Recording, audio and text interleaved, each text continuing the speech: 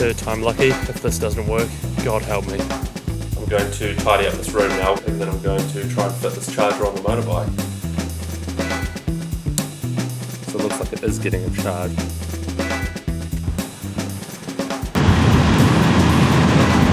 Yeah, I'm looking for the campsite. Yeah, so are we, yeah.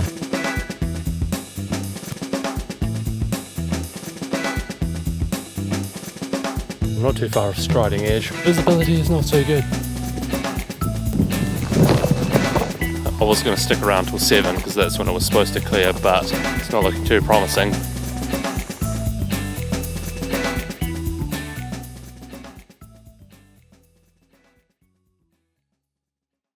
So it's about 11 in the morning. Basically I'm trying to pay for my camping, but there's no one around at reception, so I think I might just have to carry on, leave them an email, and get their bank account details so I can send some money over.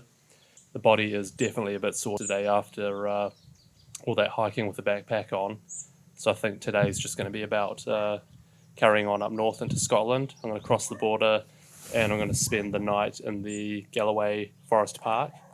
My friend Melissa, who lives in Scotland, she's recommended a few places I can go wild camping, so I'm going to have a look and check those out.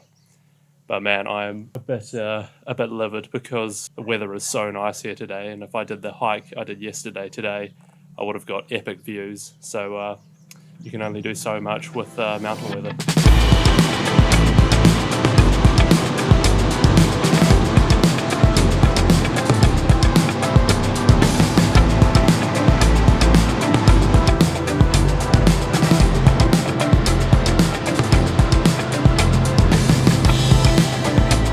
I believe I am officially in Scotland now. I just took a wrong turn though, so I came with the wrong exit, but I thought I would just use this opportunity to announce that my charging system is actually working. So in here I've got the charger which is being charged at the same time as it is charging a drone battery. It's actually charged the drone battery now, but the drone battery was taking more out of the charger than what was going in. So the charger basically doesn't get the power that I was hoping for to charge it, but at the end of the day, it's still charging while I'm driving, which is going to be really handy.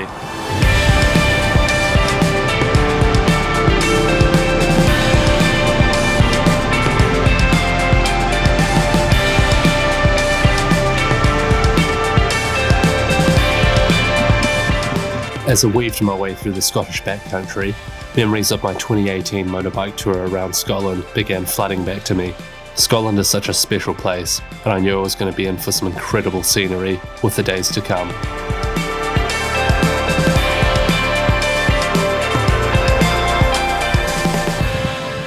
So the place I was hoping to go is closed.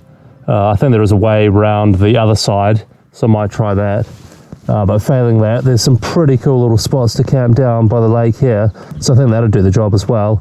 But I might just go for a little explore just because it's still only 2:30, so there's plenty of time in the day. God, these midges are coming at me already, bastards.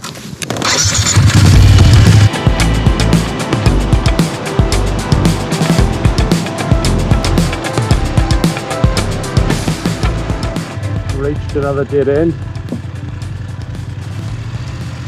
So I've got no internet reception, so trying to find some sort of little road is proving to be quite difficult.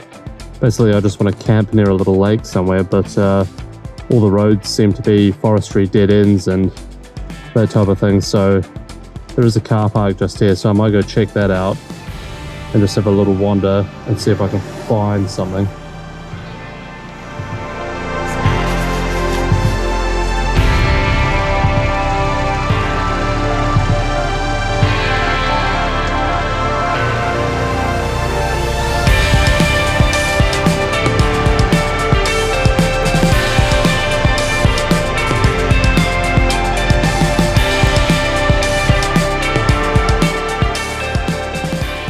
It's nearly 4 o'clock and I think I've found a pretty cool little place for the night. I just found a car park off one of the forest roads. There's a few people around, but basically I could have a spot all to myself in between the trees. There's some little places to build a fire, so I think I'll do that. That'd be quite nice. I'm already getting attacked by midges, so gotta make sure we get some repellent on the go.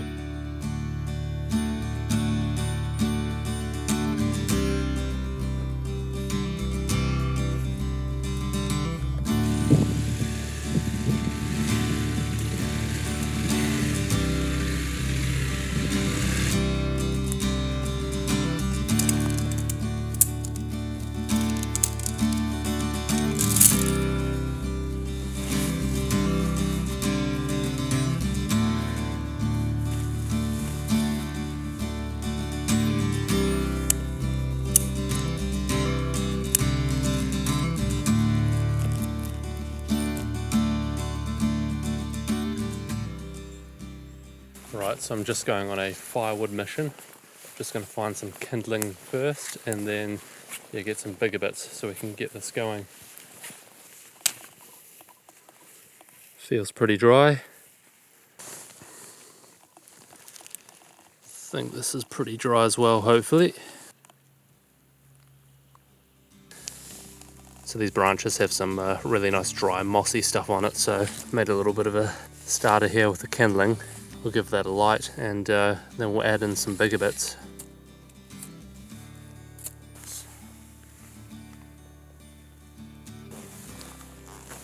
So at last it looks like the charger that I was given might be of some use. I'm going to burn the box. Hopefully that will get this fire started. I just realised I can use this, a bit of a flamethrower, to get it started.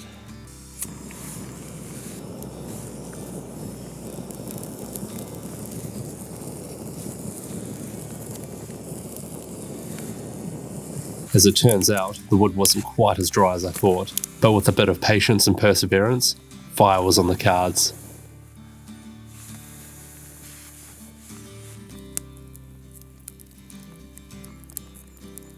The fire's going pretty good now, so just going to have a beer and some dinner.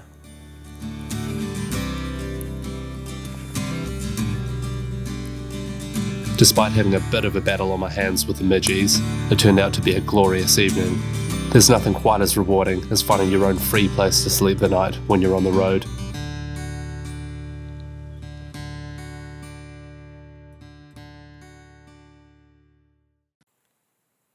I've arisen from my night in the Galloway Forest Park. Really nice little location, but oh man, the midgies are just relentless. I can't stress that enough. You literally just, as soon as you get out the tent in the morning, they're just swarming you. They must really like me. Basically, I've got repellent on, I've got a citronella candle burning, and even with the campfire going last night, they're just still on the case 24/7. The plan today is to head to Glasgow. I need to pick up a couple of hard drives. Basically, I'm not going to have enough storage on the trip, I'm figuring out, so I've ordered a couple more drives. I desperately need to do some laundry as well. I'm feeling pretty gross. Everything smells like smoke, including myself. So I'm thinking of potentially getting some accommodation up there for the night, or I might just click and collect this stuff and hammer on through to Oban. Basically the next 5 days in the Isle of Arran look pretty good weather-wise the last time I checked. So I think I want to get out there as quick as I can so I can do some good hikes. So yeah, gonna get cracking and pack this bike up. Alright, let's get out of here.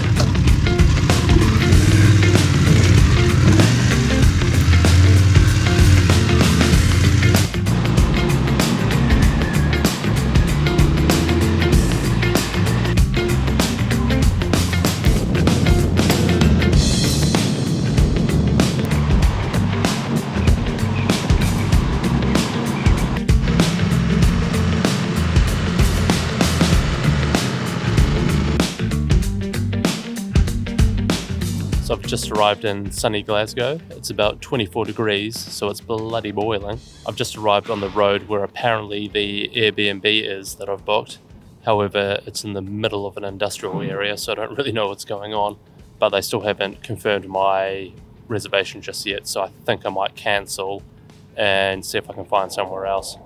Alright, so I'm struggling to find a place to stay in Glasgow where I can check in soon. So I've just made the spontaneous decision to just head towards Oban now, just so I can get across to the Isle of Arran quicker.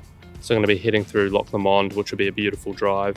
And basically, yeah, I'll see if I can find a place to stay on the way. Otherwise, yeah, it's about a 2.5 hour drive from here to Oban, so it's not too far.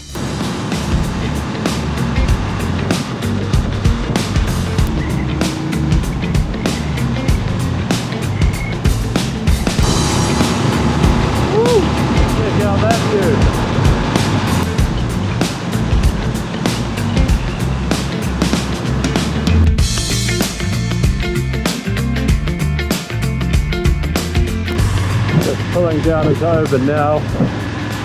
Woo, this place looks awesome.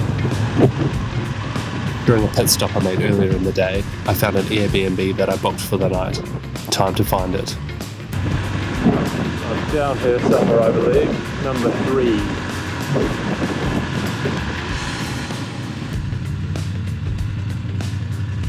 Oh, there we go. Perfect.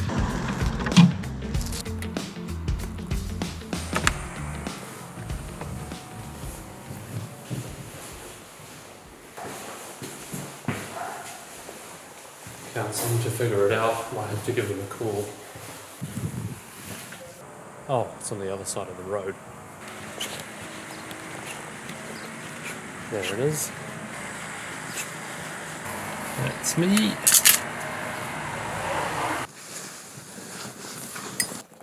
Oh, this will do the job. It's a bit small, but better than a tent. I just had a cold shower. Felt absolutely amazing. I washed what felt like about 6 layers of insect repellent off my face, and I washed my hair for the first time in about 8 days, so yeah, that felt pretty good. I'm just going to have a chilled one tonight. I'll probably just pop into town and grab something to eat, but yeah, not going to do anything too extreme. I'm pretty knackered from the last couple of days. I'm driving around quite a lot and camping with the midgies. It wears you out, so I'll take it easy in the morning too before I check out, and then I'll get a ferry in the afternoon to the Isle of Arran and make a bit of a plan as to where I'm going to stay and what I'm going to check out.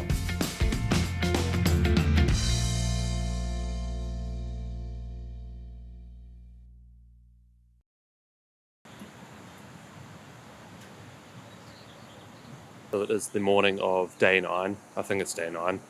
I'm pretty tired today, so I'm a bit away with the ferries. Basically, I had to hit up the road this morning to do some laundry, and last night I realised I made a pretty big error. For some reason I thought Arran was near Oban, so I made the 3-hour drive to Oban only to find out that Arran is basically back where I came from. Instead, I'm going to head out to the Outer Hebrides today. It's about a 4 or 5 hour ferry, so I'll do that, and then I'll look at doing Arran when I come back. So on my return journey home, goes to show when you're tired, these things happen. While I waited for my laundry, I used the opportunity to book my ferry to the Outer Hebrides, and since there was a jet wash next to me, I gave the horse a good old hose down, ready for the next leg of the tour.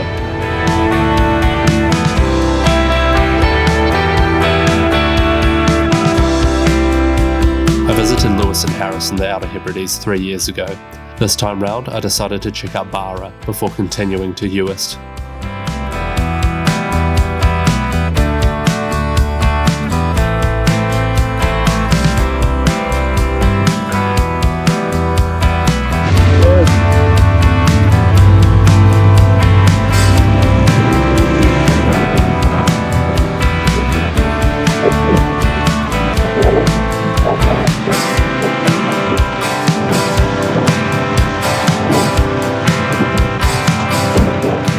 Good, thanks. How are you? You wouldn't have a spot for a one person and a bike, would you? Yes. I know, you'll be fine. See that wee tent there? See the tent is down the bottom? With the bike? Yeah. Yep. Come put it in there. I'll just take your details while you're here. What's the name? Oh, sure. Logan. Okay, I'll set up. I'll come and see you. Awesome. Thank you. Okay, no bother.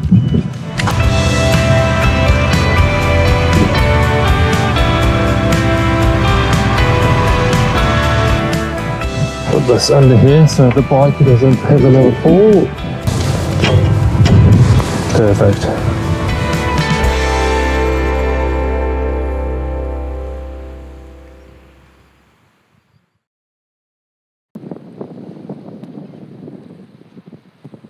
So it's the morning of day 10. I'm on the Isle of Barra. It's a very small island. I'm basically just going to spend the day driving around, checking out some various spots. I think there's some seals just up the road from me by the golf course, so I'm going to go check them out. And yeah, just look for a place to camp for the night, and then tomorrow I'm going to head over to Uist, which is again in the Outer Hebrides, a very remote place, so really unusual landscapes. Should be a good place to get some photography and some video.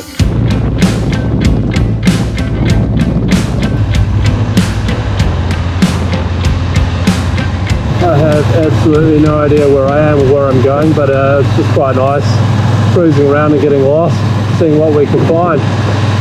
Couldn't see any seals before, but that's alright. Lots of cows. Looks like we've got a bit of a dog control problem here.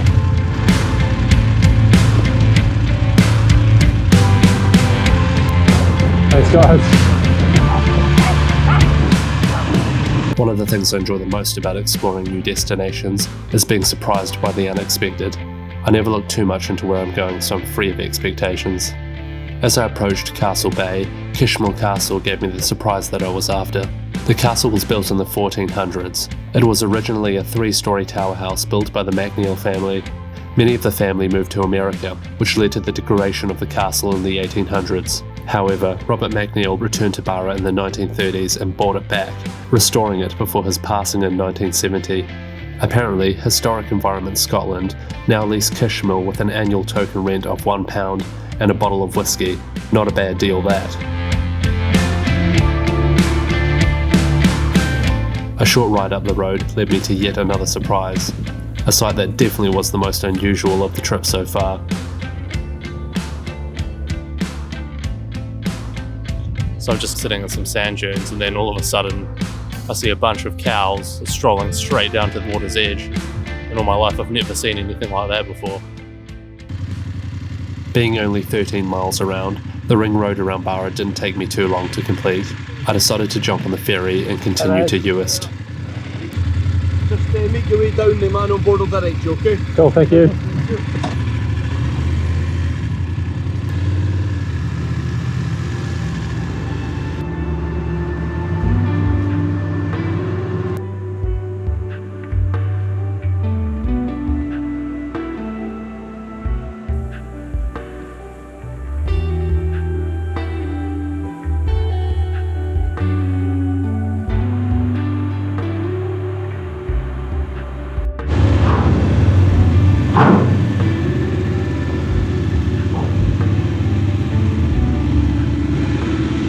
It was now 7 o'clock in the evening. I had arrived in South Uist with absolutely no idea where I was going to stay the night.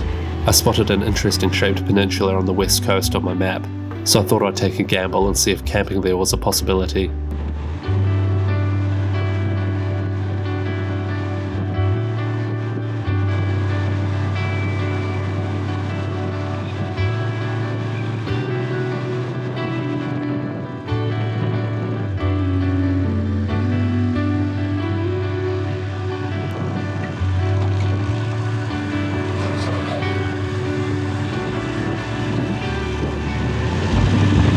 No idea where I am. That's all part of the adventure though. Hopefully I can find a place to camp. Looks like there's sand dunes, so yeah, it could be promising. It feels so airy with the sun and the mist.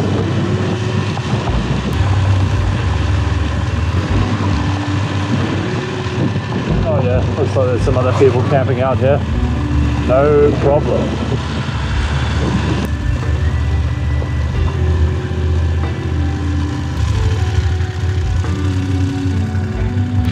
Kind of tempted to see how far I can go. Let's have a gamble.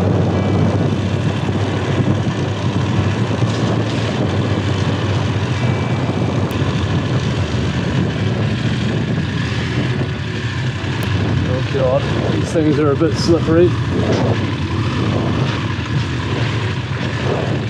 Just walk it through nice and slow. Or stall it.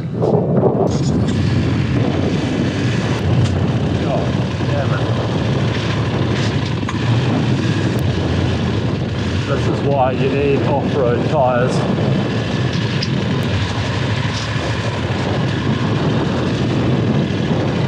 There we go. We're away. Looks like we've got a few cows out here.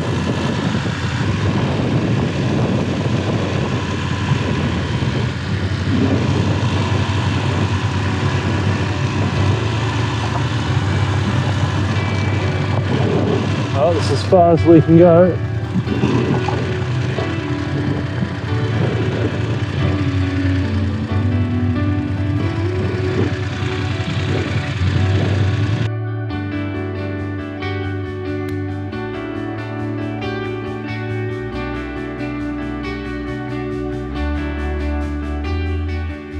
The most rewarding parts of travel for me are often the unplanned gambles that pay off. Not only had I lucked out having a whole peninsula to myself, the weather had cleared up and I was in for a treat of a sunset. Too good.